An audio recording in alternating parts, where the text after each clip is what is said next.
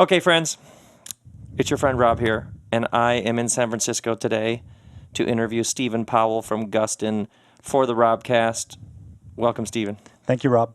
And I'm telling you, my friends, this one is, we're going to cover all sorts of interesting ground because, and if you haven't heard of Gustin, there's so many different layers here to what you're doing, Stephen, that I'm going to start by saying I first heard of Gustin from my friend Glenn. Hi, Glenn, because he was wearing a Gustin shirt.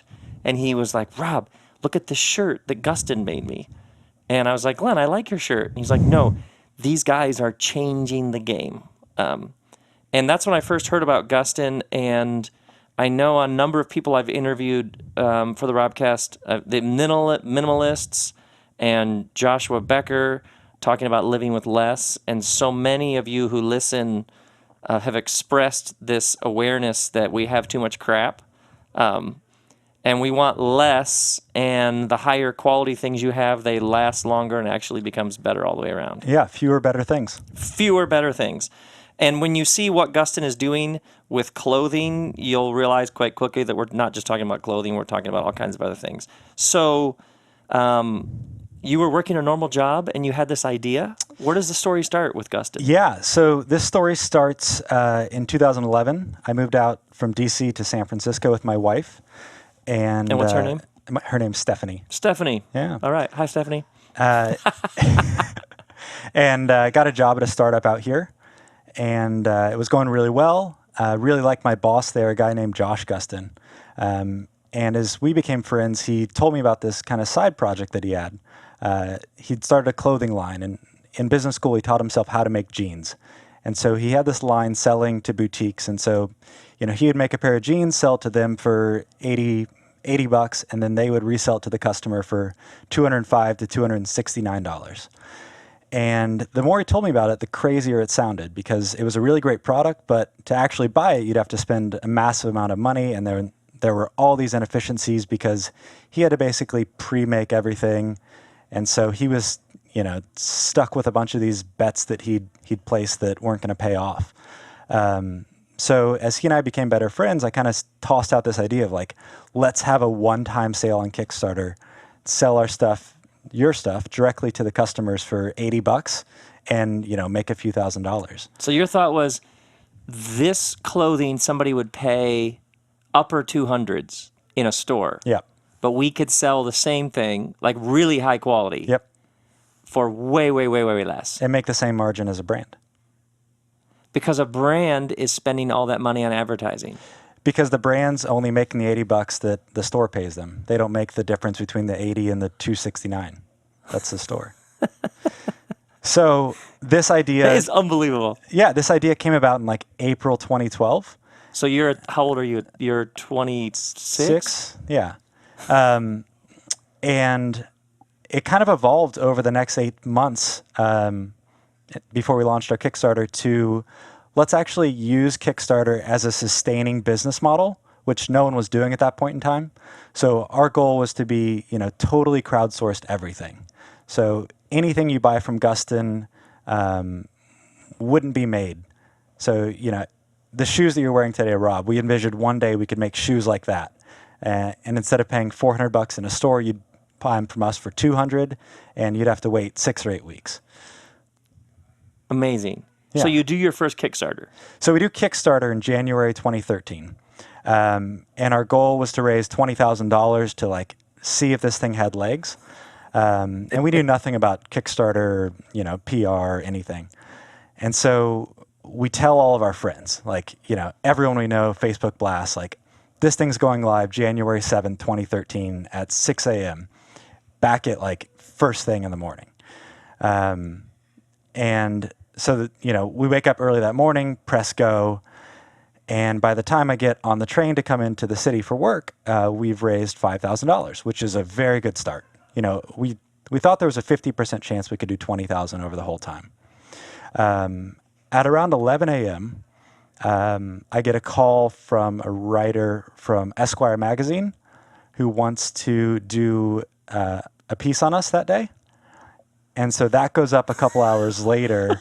And I'm at my job. I'm stepping out to a conference room to be yeah, let me tell you about my denim brand and not talk about my job that's like in the other room. And so we closed that first day having raised $20,000. But who? Just friends? No, It's we don't spread. have that many friends. Right. Who has that many friends? No. Yeah, the first 40 people who backed it were friends and family.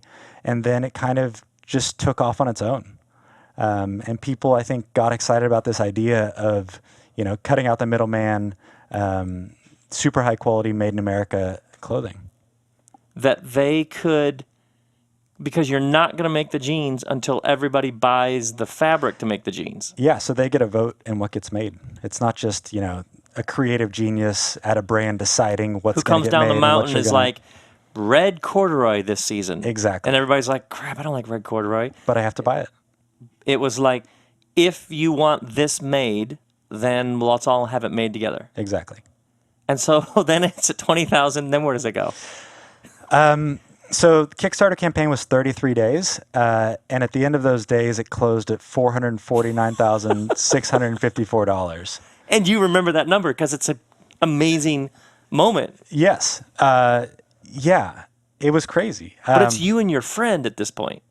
And we And had our jobs, $400,000. Yeah. And you have jobs. full-time jobs. And you don't know anything about running a denim company other than making a pair of jeans for this thing.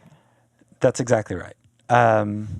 Yeah, I mean, those weeks and the few months to follow were some of the most intense of my life because we had these full-time jobs, and then we've got this much bigger other full-time job of starting Gustin that was 60 to 80 hours a week on top of our jobs. And who actually designed the first pair of pants? So Josh designed them. He designed kind of 3 different lines. First couple ones were called one-off denim. And then in 2011, he launched the Gustin line, which basically are the same jeans that I'm wearing today. And so the original, how many pairs on the first round? Pre-Kickstarter or in Kickstarter? In Kickstarter. Kickstarter is about 5,000 pairs. They're Whoa. roughly $100 a pair. So Whoa. And then what happens? And you get all those orders made and shipped. yeah, which was tricky because the biggest production run we'd ever done before that was 300 pair. So we came to the factory and we were like, we told you we were going to be doing this thing, and you were like, yeah, whatever.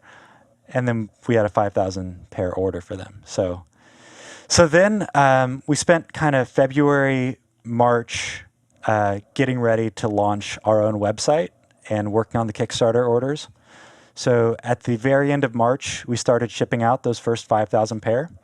And April 1, 2013, we pressed go on weargustin.com, our website. And what do you say? Like, I assume people come to you all the time with, I got this great idea involving the internet. It's going to change everything. What do you say to them? The internet is extremely difficult. I was just having a conversation with a friend 2 days ago who wanted to start a real estate business. It's really tricky to do things on the internet. That's a fascinating first answer. That's a fascinating first answer. Yeah. No, I mean, Josh and I sometimes, think about doing other things online, and they're really hard. Getting people to a website is really difficult. Building a brand correctly is really difficult because it seems like, it seems relatively simple. You build a good website or you create a good product and the people will come, but it really takes so many more things. It takes, the operations behind it. It takes support. We've got 2 guys here that are amazing at, responding to every customer query, and that's always been one of the big tenets of what we were doing. Yeah. There are a lot of pieces you have to get right to do something. When my friend Glenn told me about Gustin, then I go to the site. The first time I went to the site, there are rolls of fabric. There are pictures of rolls, and it said, like, this is a whatever ounce Japanese selvage denim. Yes. You find a roll of fabric? Yeah, so we've got relationships with some of the best mills the best mills in the world, in Japan, Italy, and the US. And so they will send us these headers. I don't have any in this room, but that are literally just, 6-inch by 6-inch swatches. And we've, felt thousands of these. So we can say, this is going to make a good pair of jeans, or this is what our customers want. And so we photograph it, we write, a few paragraphs, and we put it out and say, So, yeah. we don't have a finished pair of pants for this yet because that would take another 6 weeks. And by then the mill will have sold out of that fabric. So we're putting it out for you right now. Decide whether or not you want these. So that's what so struck me is there was like pictures of rolls of fabric, and we're going to make a shirt out of this fabric. Yes. Does anybody want a shirt made out of this fabric? No one really does this.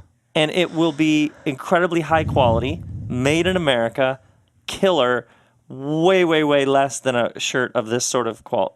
And people, because when I saw it, I was like, it's brilliant, because we intuitively know, like if someone goes to the mall, that there's some sort of kind of scam involved in the whole thing. Do you know what I mean? Yeah, or we at may least not an have the inefficiency. details or the data. We just know I'm being sold something more than I'm being sold here. Yeah. And you just cut all that out. The majority of what you're paying for when you're buying something in a store is the store, not the item that you're buying. So if you buy a $200 coat, Yeah. I'm paying the rent. $120 of rent, employees, the coffee they gave you when you walked in the door. Did the idea seem obvious? It did, but it seemed very obvious to us. But everyone we told it to was like, that is a horrible idea. No one way. will. Yeah. Oh, everyone. Yeah. No way. Yeah. Like people who know stuff about business? Friends and family were the people we were talking to originally. They were like, that is not going to work. Why did they say what? See, this is what I love in all of you beloved friends listening, is something that's so successful and so great and so killer. You ask the people who actually started it, and they're like, no, nobody thought this was a good idea. Yeah. Was that discouraging? Did you believe them? Was it discouraging? Did you just blow them off? Or you like, we know what we're doing here? I pretty much just ignored them. I remember specifically at a dinner party one time, and I was telling this guy about what we were about to launch, and he was like, I would never buy jeans online. And I was like, oh, I don't have anything to say to that, but that's fine. You don't have to. Because you're sitting there talking with a guy about what you're pouring 60 or 80 hours a week into, and he's like, I would just never do that. Yeah.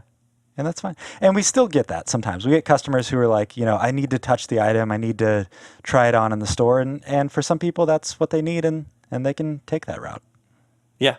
Okay, so far, lesson number 1, the internet is tricky. Lesson number 2, a bunch of people thought it was a bad idea. Yes. Now, so then you start doing shirts, belts, shoes, jackets. You just start making. Who has the ideas for all of this other stuff? I mean, it developed very organically. Our goal from the beginning was always to make everything that we wore on a daily basis. So, the biggest thing, the most important item of a man's wardrobe, especially in a casual place like this, we think is a pair of jeans. So that's where we started. Yep. Next was a button-down shirt. And then we slowly kind of branched out from there. We don't do suits because we don't really wear, I wear a suit to a wedding once or twice a year. That's about it. But we kind of just traveled down this path of like, we want to make everything that we wear. And we've now kind of done that. But then you've kept the operation, it's still relatively small. I mean, I guess you don't have anything to compare to. Is there any other company? Because I know for a lot of people, they're on their path, but the amount of energy that's spent looking at this person, comparing to that person, looking over their shoulder, looking over the fence. Yeah. Who did you look at to sort of gauge how it's going? I think we've kind of ignored everyone. And Yes, I love it. it's hard in San Francisco because, this is kind of the startup culture scene and everything. And one of the metrics that people always gauge success by is number of employees. And Sure. so I'm Oh, yeah. always asked this question. Like I'll see friends after, 6 months and they'll say, how many people are you up to now? And I'm like, same number we were at 2 years ago. Because we like keeping this team at, 5, 6, 7 people. It works really well for us. See, that's the really interesting thing is so many of us, we were raised with scale up and to the right is always good. Yeah. More profit, more employees, more influence, more travel, more whatever it is, more is better. Yeah. And I sensed it the first time I came to your site, like, oh, wait, these guys are playing a different game. Yeah. This is not kill yourself in order to win some magical award for awesomeness. This is have a life, like with integrity and balance and play and family and all that. Yeah. I could pick that up just from the site. But that is something that where did you get that from? Because this startup culture here, I was at Google earlier today, is, of course you'd make it bigger and open offices around the world. Right. And go for more and more and more and more employees and work harder and harder and harder and have less and less of a life outside of work. Yeah. Of course you'd go that direction. Is that from family or background or something you saw early? I'm not sure exactly where that comes from, but we started making decisions early on that were kind of in that direction. We considered raising money, and we got term sheets from some investors. And Josh and I sat down and said, we don't want to be in business with these people. We really like being in business with each other and being accountable to each other, but we're going to dislike this more if we have to answer to someone on a daily or weekly basis. So let's just build this company into what it is that we want and what makes us happy. And you had specific conversations about that. We could take this investor's money, make this thing massiver, but it didn't feel right. It wasn't the right thing. Yeah, I mean, we kind of have like this perfect environment here. We've built our dream jobs, and we can now come in here every day and do our dream jobs.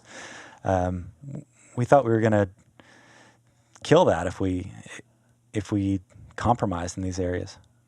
Yeah, it's so interesting. So take us up to what now? Where do you go now? More stuff? More designs? More? What do you have in mind? Gustin from here on? Yeah. Do you have talks like this? Do you have what's our 5-year vision? Or do you have a big whiteboard with arrows and color-coded strategy? We try to do it. We have to force ourselves to sit down and think more than about 2 weeks out. Oh, yeah. But yeah, we've got kind of a product list of, I would say we've got a 4-month time plan. And it's a list of products that we're developing that we're excited to release. And then, in a couple months, we'll reevaluate. So things like we've made a bunch of wax canvas duffel bags and sold a bunch of those. But I've always wanted to do like a really nice all leather weekender kind of bag. And so, I've spent kind of a couple years asking around who's the best person to make these, and didn't find a good answer until this year. But we just where do you ask around? What I don't understand at all how things get made like this, and I'm fascinated by it. When you're thinking we need to make a good leather bag, yeah, where is that scene where you ask around? Yeah, so you end up meeting a lot of very interesting people in this industry. So you ask people who are kind of semi-related to the field that you're trying to get into. So for this bag, for instance, we've got this small shop that makes our boat shoes in Maine, and they buy a bunch of leather from the Horween Tannery in Chicago. And I figured there was some kind of synergy between the people who make bags and the people who make shoes, because they're fairly similar, even though they're different products. Mm-hmm. So I was talking to these hand sewn shoe manufacturers, and I was like, hey, do you guys know anyone who makes really good bags that would do work for us? Like someone like you. They're the perfect scale. They've got 7 or 15 sewers in their place in Maine. And they were like, yeah, we've got a really good friend. Give him a call, tell him I sent you. I don't think he usually works with new clients, but we like you guys, so I think that'll work. And it ended up being the perfect partnership. So you've been to the place in Maine where they sew shoes? I have not been to the place in Maine where they sew shoes. Have you been to the place in Chicago where the leather is? The tannery? Yeah. I haven't been to the tannery. But you had to have had some sort of crash course in how shoes are stitched. Yes. To own a company that makes stitched shoes. Yes. I didn't have to do the stitching. Mm-hmm. Right. But I mean, that's one of the nice things. Like, these guys are the experts, and we say, we want to do a boat shoe and we want to have this kind of silhouette and we want to have, this look to it and these kind of leathers. And they can say, we can put that together because we've been doing nothing but boat shoes for 40 years. And do you test the stuff out? Yeah. Do you ever wear something home and your wife is like, no, sorry? Yes. Oh, really? Yeah. Oh, yeah, definitely. Like a prototype? Yeah. So I'm colorblind. Oh, no way. Mm-hmm. No way. Yeah. So I'll bring shirts. You own a clothing company and you're colorblind. Yes. So when online there are the photos and it's like, look at this rich, deep blue with whatever. I don't write You don't that. know what you're talking about. Yeah. I'm not the one who does that language. I've gotten into trouble so many times over the years with that. But you're colorblind. You really ought to go into the clothing business. Yes. It's perfect. And not listen to what anybody says on the front end. Mm-hmm. I cannot tell you the difference between blue and indigo, but that's okay. Really? Yeah. Oh, well, actually, blue and indigo, I wouldn't know what that difference is anyway. I think indigo has more red in it. But for you, that would be just a conceptual idea. Yes. That's like exactly you right. would say. Okay, so you've tried stuff on. So I bring stuff home sometimes, and Stephanie's like, that does not look good on you. That's a horrible shirt. And I'm like, no, I love this. And she's like, you can't, that color palette is not good for you. So that happens fairly frequently. Okay, with colors. Yeah. Mm-hmm. But do you know what people will respond to? Do you know, like, if we make this will be great? Is that something that is that a intuitive thing, or do you have data? Like, how do you figure out what to even suggest to people? I would say we kind of come at it from both sides. So we have a lot of customers who write in and say, hey, I'm looking for something like this. Would you guys ever consider making something like this? Underwear we just launched a couple months ago, and we'd gotten, 200 emails over the last couple of years asking us to make underwear. So that's pretty easy, pretty straightforward. And then some things we just say, we really want to make this kind of item. My business partner, Josh, really wanted to figure out how to make leather jackets. And that had always been kind of like a grail or trophy item for him. And so he found the people in LA who make the best leather jackets and figured out what leathers to use and went through 10 rounds of sampling and made the perfect leather jacket. You really just keep making stuff and experimenting and exploring until it feels right. Mm-hmm. That's Yeah. actually the magic secret behind it all. Yeah, and sometimes it takes, one iteration and you get the first one back and you're like, this is perfect. And sometimes you spend years sampling and say, this factory can't do it for this reason, or, we have to find a new mill to make the What's fabric. the most frustrating thing that took the longest to get right, that we would all be like, that can't be that hard to make? Crew neck sweatshirt took us almost 2 years. Which is like the thing people would think would be the most basic. Everyone makes one of those. Yeah. And why is it so hard to make something? See, this is what I find fascinating, is when something is so classic Yeah. and straightforward, but then you find out, or whatever it is, words, paragraphs, what Yeah. I do, and then you find out how hard it was to make it look that straightforward. We had a hard time finding the right fabric because we wanted like a pretty thick heather gray, and most of the places only do very thin, like sweatshirt fabrics, like loop back sweatshirt fabrics, French terries. Yeah. So that was a big challenge. And then a couple of the factories were really expensive, such that like we couldn't release them. We couldn't release the items with their pricing. So that was tricky. We had to find one, that could do the quality and the price. And then a crew neck sweatshirt has a raglan sleeve. Do you know what that is? Mm-mm. That's where the seams. This is good Go. pod we're doing here. This is what? This is good podcasting. But I love it. Pointing to things? Yeah, pointing to things. The arm runs all the way up to the collar. It doesn't have a shoulder seam. Uh-huh. And those patterns are really tricky and notoriously hard to adjust. So we were trying to figure out how to adjust our raglan sleeve pattern without completely throwing off the neck hole or making a huge, a bulbous shoulder or something like that. And it was harder than you would think. And all that work so that nobody would go, that's a weird looking shoulder. Yes. It's like all that work so that it just looks like, oh, yeah, that's what it's supposed to look like. Yeah. 2 years. Yeah. Fascinating. Are you a patient person? I am. I think I'm generally pretty patient. Yeah, it's frustrating because it seems like you're just around the corner on these things really often. You know, for 2 years we felt like, well, maybe next month we can really see sweatshirts, and the can kept getting kicked down the road. Fascinating. Have you found any peers in other areas that are doing similar things? Have you seen other companies where you thought, oh, wait, they're kind of doing what we're doing? I mean, pre-ordering and crowdfunding as a whole has picked up certainly a lot. Yeah. There was since a we watch. started. What was that watch? The Pebble. Pebble? Yeah, that was the big one. Yeah, so I'd say the industry as a whole has picked up, but I don't know. But otherwise, what you're doing is there just aren't a lot of people doing what you're doing. Yeah, there are a couple other companies who've taken a model very similar to ours, but you know, there are literally just a handful of us doing it like this. Wow. It just feels to me like it's the future. Like, what did you say? Less things, better quality, or Fewer, better things? fewer, better things? Yeah. Yeah. So fascinating. Okay, so weargustin.com, Yeah, that's right. and people can see everything else. Anything else to know about what you're? And so there's bags coming. There's more stuff coming.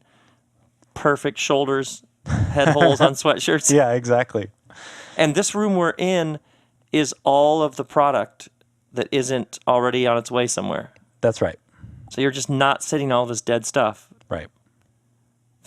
Absolutely fascinating. Yeah, everything comes into our shop and gets shipped out pretty much the same day. And it's that incredible. Well, thank you. Thank you, everybody. That's a little bit of the future right there. Leaner, less, better. Gustin. Thank you, Stephen. Thank you.